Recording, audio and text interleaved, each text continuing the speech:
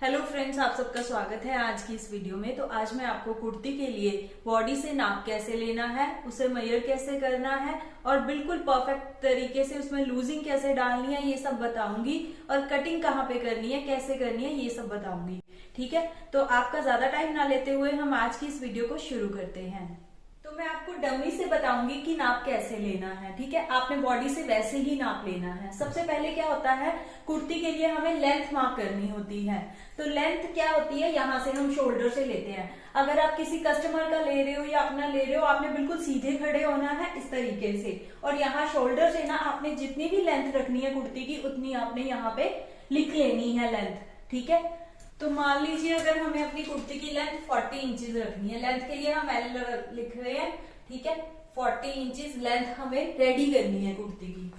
तो मान लीजिए हमें अपनी कुर्ती की लेंथ 40 इंच रखनी है। 40 रखनी है तो हमें इसमें ना 2 इंच प्लस करना है फोल्डिंग का मार्जिन, यानी कि हमें जो कटिंग करनी है वो 42 इंचेस पे करनी है।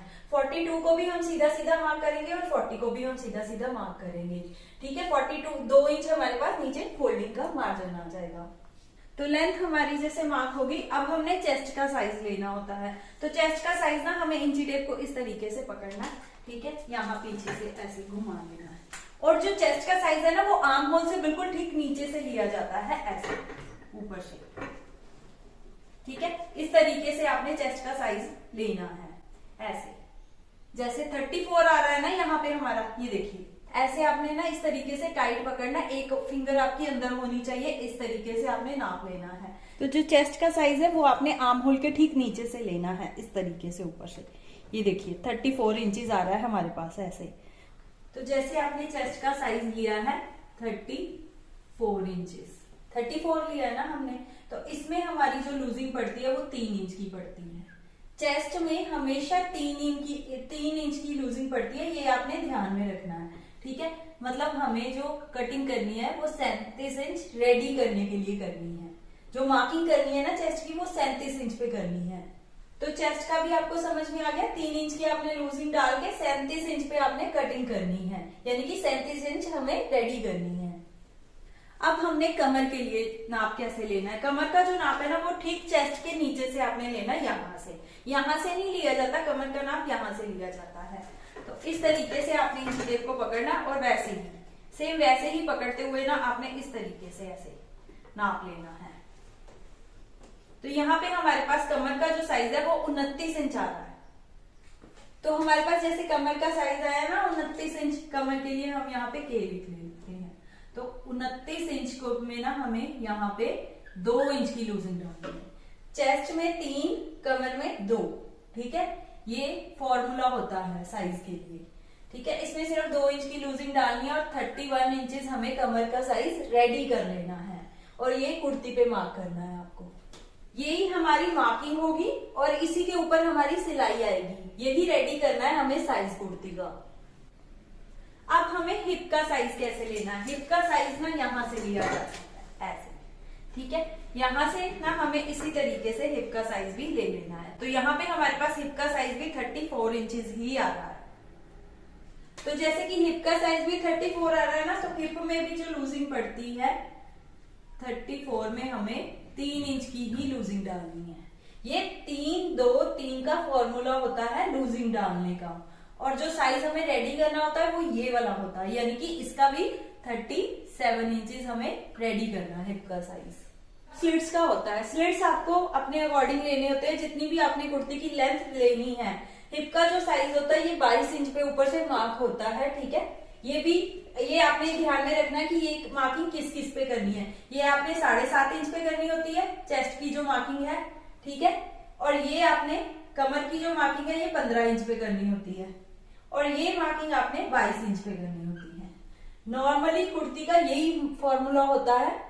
तो ये मैं आपको शोल्डर से बता रही हूँ। शोल्डर से 7.5 इंच नीचे आपको चेस्ट के लिए मार्क करना होता है और इसी मार्किंग पे हमारा आर्म होल भी मार्क होता है। ये मैं आपको कटिंग में कई बार बता चुकी हूँ। तो 22 पे जैसे हमारी हिप आ गई, तो हमारी जैसे कि कुर्ती की लेंथ जो है ना 40 इंच हमने रेडी करनी है, तो 18 इंच के यहाँ पे हमारे पास स्लिट्स आ जाएंगी। और घेरे का क्या होता है, घेरा तो अगर आपने ए लाइन में रखना है फिर तो आपने इसमें प्लस कर लेना है, जितना भी आपको घेरा रखना है। ठीक है। हिप वाले साइज में आपको प्लस करना है, ठीक है। अगर आपने घेरा ए लाइन में रखना है, अगर आपको सीधा स्ट्रेट घेरा रखना है तो उसके लिए आपको घेरे का माप भी इतना ही करना होगा, 37 इंच पे ही। यानी कि जितना हिप का साइज होता है उतना ही हमारा घेरे का भी साइज होता है। तो अब कुर्ती के नाप में क्या होता है, सबसे जरूरी चीज होती है शोल्डर का नाप, यानी कि तीरे का नाप। नॉर्मल कुर्ती के लिए जो तीरे का नाप होता है डीप नेक के लिए वो तो 6.5 इंच ही आता है, आपने ये ध्यान में रख लेना है, ठीक है।